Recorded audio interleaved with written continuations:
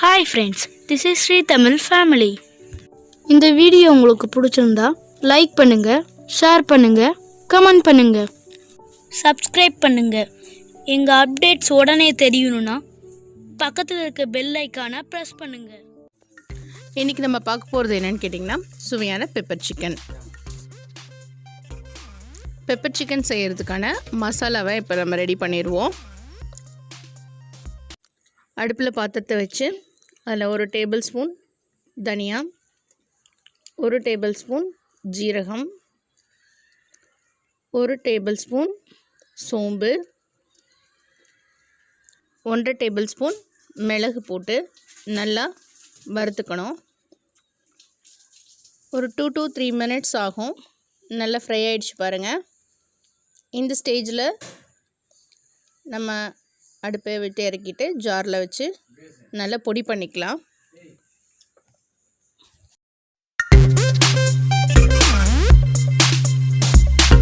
இரும்பு சட்டி வச்சுருக்கேங்க.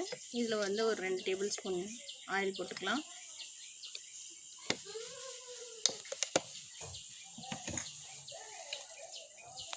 எண்ணெய் காஞ்சதுக்கப்புறம் கடுகு போட்டுட்டு, கடுகு பொரிஞ்சதுக்கப்புறம் கருவேப்பிலை போட்டுக்கலாம்.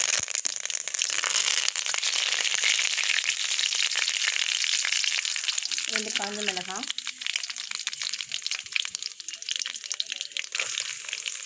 ஒரு கட்டி பூண்டு சின்ன நறுக்கினது.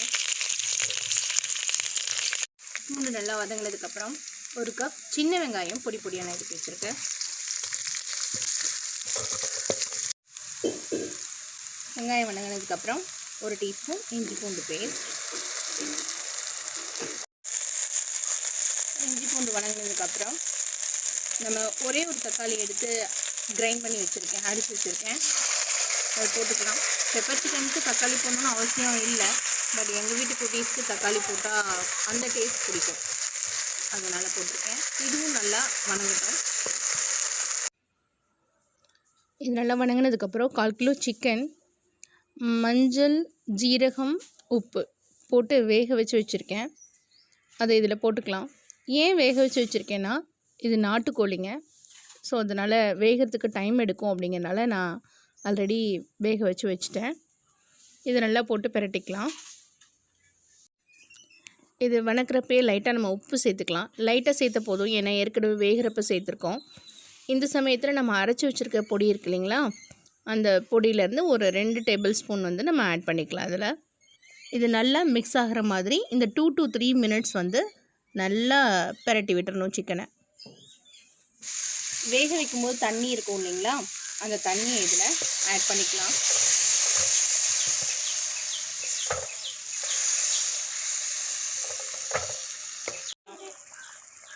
ஹாஃப் பாயில் தான் வெந்திருக்கும். அது இதில் மீதியை வேக வச்சு எடுத்துக்கலாம். இந்த நேரத்தில் உப்பு பார்த்து போட்டுக்கலாம்.